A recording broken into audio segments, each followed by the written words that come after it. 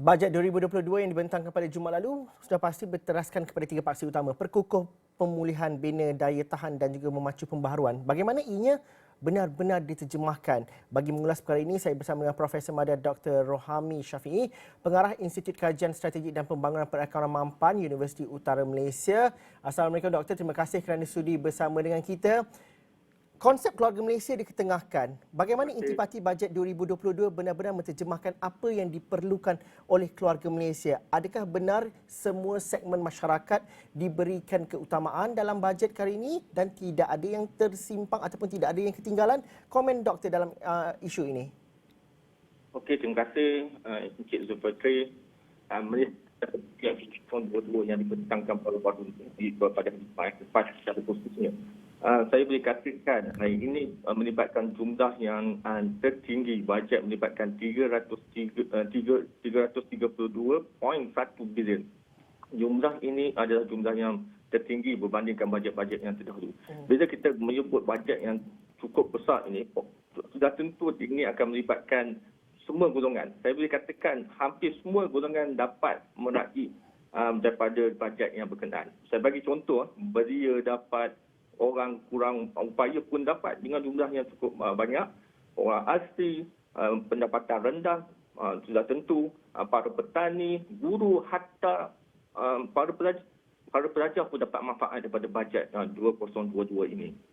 Dan boleh saya katakan bahawa saya bagi contoh, antaranya adalah pendapatan kurang daripada 2,500 akan mendapat RM2,000. Okey, RM2,000 kalau katakan isi rumahnya 3 orang ataupun lebih. Ini satu jumlah yang tertinggi berbandingkan bajet-bajet yang terdahulu. Dan dari segi bantuan keluarga Malaysia, saya panggil sebagai bantuan keluarga Malaysia. Di samping itu, golongan yang kita cukup prihatin, cukup ambil berat, itu berkaitan dengan anak-anak yatim yang kehilangan ibu bapa. Okey, melalui Yayasan Keluarga Malaysia pun mereka akan dibantu kerana mereka kehilangan ibu dan bapa. Bayangkan mereka kehilangan ibu bapa dan kecil dan mereka juga dapat bantuan. Ini satu bentuk yang melambangkan betapa kerajaan mengambil berat tentang keluarga Malaysia, keluarga besar Malaysia. Okey. Dan antara aspek yang saya nampak adalah aspek berkaitan dengan kesihatan. Kesihatan jumlah cukup besar, iaitu berjumlah 32.4 bilion kepada Kementerian Kesihatan dan 70 juta diberikan berkaitan dengan isu kesihatan mental. Ini pun satu perkara yang cukup dititik beratkan oleh kerajaan. So, melihat perkara ini bahawa, boleh saya simpulkan bahawa bajet 2022 memang mengambil kira semua aspek masyarakat akibat kesan daripada pandemik COVID-19, COVID-19. Doktor, benar ianya memberikan impak dan juga memberikan manfaat kepada keluarga Malaysia secara keseluruhannya. Namun bagaimana ia dapat menyelesaikan masalah sebenar rakyat dalam masa terdekat, mempunyai cash dalam tangan dan juga memastikan bahawa kelangsungan perniagaan dapat dibantu dengan memberikan dengan bantuan keluarga Malaysia itu sebagai satu contoh yang mudah. Bagaimana kita nampak kesannya secara terus dalam masa beberapa bulan ini dan dapat merancakkan semula ekonomi dikala pembukaan ekonomi sudah dibuka dan juga kelonggaran sudah diberikan? Okey, saya ambil contoh yang tadi yang saya sebutkan tadi, macam bantuan keluarga Malaysia itu. Bantuan itu akan menancapkan bila penerimanya cukup ramai. Itu saya difahamkan 9.6 juta penerima yang akan menerima wang berkenaan. 9.6 juta penerima ini adalah satu jumlah yang cukup besar. Kalau mereka gunakan wang tersebut, dia orang belanjakan wang tersebut sebagai contoh untuk keperluan asas, untuk membeli barangan keperluan sekolah dan sebagainya. Ini akan sekaligus akan mempercepatkan pacuan atau memacu ekonomi Malaysia, okey, dalam keadaan konteks pandemik COVID-19 berkenaan. So, itu salah satu. Bantuan-bantuan juga diberikan kepada sektor perniagaan, perusahaan mikro, kecil dan sederhana juga diberikan kepada mereka. Jadi, untuk menjana balik pemulihan ekonomi, wang diberikan kepada golongan-golongan sasaran supaya mereka dapat membelanja dengan lebih banyak lagi. Okey. Doktor, dalam aspek yang sama, bagaimana kita nak melihat aspek komunikasi dan juga pelaksanaan apa yang telah termaktub dalam bajet 2022 ini, sudah pasti kita ingin melihat ianya sampai kepada golongan sasar. Tidak ada ketirisan yang berlaku kerana kita sering lagi mendengar perkara-perkara ini sering lagi berlaku.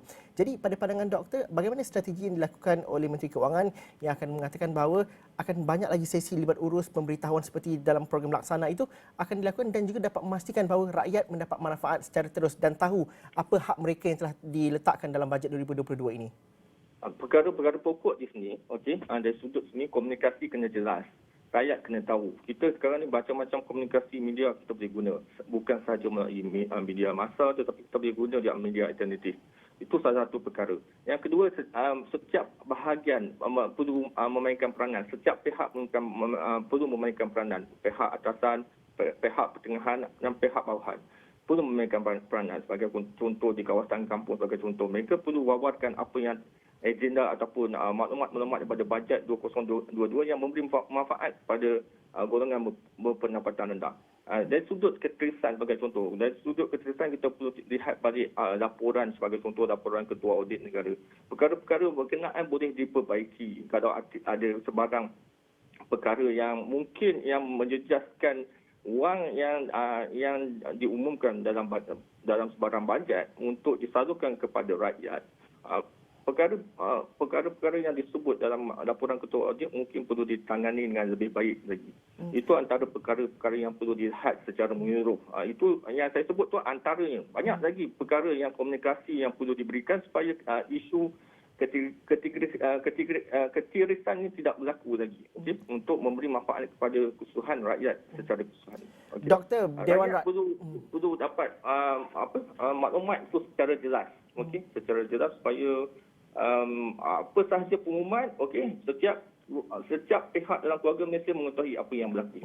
Doktor, kalau saya melihat juga besok juga pembentangan ataupun debat ataupun perbahasan mengenai bajet 2022 ini juga akan dilangsungkan di Dewan Rakyat. Ketua Pembangkang antara lain mengatakan bahawa Datuk Seri Anwar Ibrahim mengatakan bahawa esok beliau akan mengulas mengenai bajet 2022 dan ingin kerajaan menghuraikan mengenai off budget ataupun pembiayaan luar belanjawan di sebalik bajet 2022 dan ini memberikan kesan langsung kepada perbelanjaan dan juga keseluruhan aliran dalam kerajaan. Bagaimana kita penting memahami istilah off budget ini dan juga pemahaman yang kita perlu letakkan naratifnya bagaimana? Okey, dari sudut ni, kalau saya lihat dari sudut off budget ni, pihak sama ada ahli parlimen dia memainkan peranan untuk menyimbangkan, okey, katakan kerajaan mengumumkan perkara pembelanjaan dan sebagainya. So pihak satu lagi pihak perlu menyimbangkan supaya macam saya kata tadi, komunikasi itu perlu ada supaya orang ramai beritahu kenapa perkara itu berlaku, off budget dan sebagainya. Supaya nanti okey, pengurusan kewangan itu lebih berhemah. Satu perkara yang cukup menarik dalam bajet 2022, penekanan tentang pengurusan kewangan. Walaupun ada yang menyatakan bahawa bajet itu akan meningkatkan defisit fiskal dan sebagainya. Bagi saya, ya, dalam keadaan pandemik sekarang ni, kerajaan perlu membelanja lebih agar ekonomi dapat dirancangkan. Pada masa yang sama macam disebut tadi off budget dan sebagainya, perkara itu akan masuk dalam parlimen dan akan didebatkan dan rakyat akan mengetahui dan komunikasi macam ni yang perlu diketahui oleh rakyat supaya rakyat mengetahui bahawa okey, duit ini dibelanjakan untuk mereka dan mereka tahu ke mana duit tersebut.